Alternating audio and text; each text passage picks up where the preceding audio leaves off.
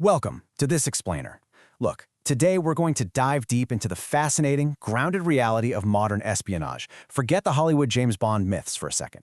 We're looking at things through the eyes of John Sipher, a guy with 28 years under his belt as a CIA veteran. During his nearly three-decade career, Sipher worked in global hotspots, Russia, Asia, Pakistan, recruiting spies and navigating the absolute highest stakes of international security. And man, what he reveals about how the world truly operates behind the curtain is just eye-opening. But before we get into the cool spy gadgets and double agents, Sipher wants us to understand one absolutely crucial reality. Global power isn't just about military might or sheer economic size anymore. It's about trust. The bedrock of effective global intelligence and security relies on alliances. If a nation loses its credibility and its relationships, well, all the firepower in the world isn't going to guarantee its success. Keep this theme of trust in the back of your mind because it's going to echo through everything we talk about today. So here's our roadmap for this explainer. First, we'll look at the global intelligence game. Then we'll get inside Putin's KGB mindset. Third, we'll break down the real spy tradecraft. Next, we'll compare CIA and FBI cultures. And finally, we'll explore the power of alliances. Let's get right to it. Section 1. The global intelligence game and how our major adversaries contrast with one another. Sipher's view of our biggest geopolitical rivals reveals a really stark contrast. Take Russia, for example. Sipher assesses that from an intelligence standpoint, they're essentially losing the 21st century. Their goal isn't to build a sustainable new global framework. They just want to overthrow the current system and create chaos. They act as an asymmetric disruptor. But then you have China. China actually wants to own the 21st century. They don't want to burn down the global trading system, mostly because they're actively benefiting from it. They're playing a long game to build real economic dominance. And these different goals, they dictate entirely different tactics. China's worldwide intelligence operation relies on overwhelming mass manpower, AI, and big data. Russia, also operating worldwide, leans heavily into subversion, disinformation, and asymmetric warfare, basically weakening enemies from the inside.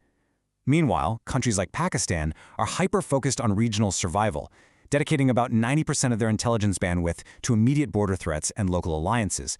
It's a totally different game depending on which border you're sitting behind. Moving on to Section 2. Let's get inside Putin's KGB mindset and understand where his paranoia comes from. Sipher argues that you simply cannot understand Vladimir Putin without understanding the concept of a Chekist. Tracing back to the 1917 Bolshevik Revolution, the original Russian security apparatus wasn't actually created to protect the country from foreign armies. It was designed as an internal terror group to protect the regime's leaders from their own people. And Putin, he proudly identifies as a Chekist. He views his primary job as regime survival at all costs, completely prioritizing the elimination of internal opposition above actual national security. Now, this mindset wasn't just born overnight. If you follow Putin's trajectory, he serves as a KGB officer in East Germany in the 1980s. Then, the absolute trauma of 1991 hits. He watches his superpower collapse while stationed abroad. The diplomatic and economic systems completely failed, but the security services survived because, well, they controlled the money. That specific experience forged a deeply paranoid leader who, when he became president in 1999, began to rely almost exclusively on former intelligence officers to run his government. The crucial point here is that this paranoid mindset directly translates into modern strategy. From Sipher's analytical perspective, Russia's intelligence apparatus today operates less like a traditional nation-state and more like al-Qaeda. They know they can't take on the West's military directly, so what do? They look for your social and political weaknesses, and they exploit them using asymmetric warfare to basically turn enemies against themselves. All right, Section 3, the real spy tradecraft. Let's separate the Hollywood fiction from reality. The actual blueprint of a spy's job is what they call the recruitment cycle. It goes like this: spot, assess, develop, recruit, handle, and finally terminate. Sipher notes it's surprisingly similar to just building any normal human relationship. Finding common ground and building trust. But the stakes are literally life and death. A CIA officer has to find someone who actually has access to the secrets the US government needs, and then find a vulnerability or motivation, whether that's money, ideology, or just wanting a better life for their kids, to convince them to commit treason against their own country. But tradecraft is aggressively evolving. We're shifting away from the old-school method of slow, human-to-human relationship building at fancy diplomatic cocktail parties to an era dominated by digital targeters. Before an operative even says hello to a potential recruit, analysts are using AI, big data, dark web footprints, and even traffic cams to build comprehensive psychological profiles. I mean, they know your bank records, your family's social media, and your daily movements instantly. The digital footprint has completely changed the whole game. Let's jump to Section 4, CIA versus FBI cultures. It's essentially a game of cops and robbers. The institutional friction between these two agencies boils down to a pretty simple, slightly ironic dynamic. Cops versus robbers.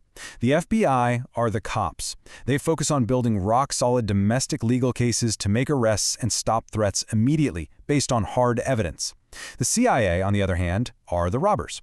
Their literal job is to break the laws of foreign nations to steal secrets. They deal in human relationships and intelligence, which is messy and doesn't always translate to legal, court-admissible evidence. So, if a threat emerges, the FBI wants to slap cuffs on them right away. The CIA might want to just monitor them and flip someone inside the broader network. Naturally, that creates a ton of friction. And here's a statistic that'll probably blow your mind.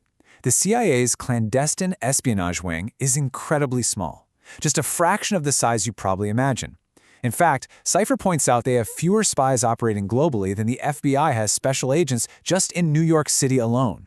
The big takeaway here is that the CIA absolutely cannot do this alone. They rely heavily on partnerships and trust with foreign intelligence services to gather roughly 70 to 80% of their information. Which brings us to our final section, Section 5, the power of alliances. We're looking at navigating trust and domestic disruption. When analyzing modern political figures through a strictly neutral intelligence lens, Sipher breaks down the concept of a useful idiot or asset. Importantly, when analyzing someone like Donald Trump, he doesn't fit the mold of a traditional recruited spy who secretly meets with handlers in a dark parking garage.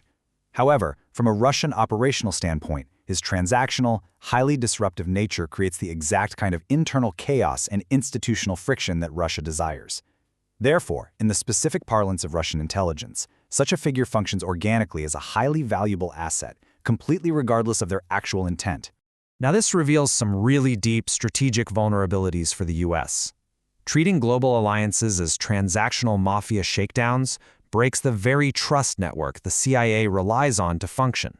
Stifling immigration? That cuts off the flow of global talent that historically kept the economy so buoyant. Elevating political loyalty over professional competence degrades the entire national security apparatus. And perhaps most dangerously, eroding the perception of the US as a reliable institution for good makes it incredibly hard to recruit foreign spies. Think about it. Why risk your life for a country that acts corruptly?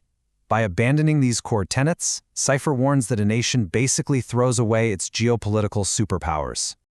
Ultimately, Sipher's 28 years of foreign espionage led him to a surprisingly stark conclusion.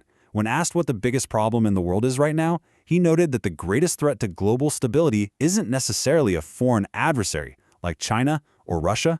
It's actually the internal fracturing and unpredictability of the United States itself. Which leads us with a massive question to ponder. As AI fundamentally changes how secrets are stolen and domestic polarization threatens historic alliances, how does a divided superpower secure its future? If global intelligence is truly built on trust rather than just raw power, is establishing that trust at home the most critical espionage mission of all? Thanks for joining me on this explainer, and keep questioning how the world really works.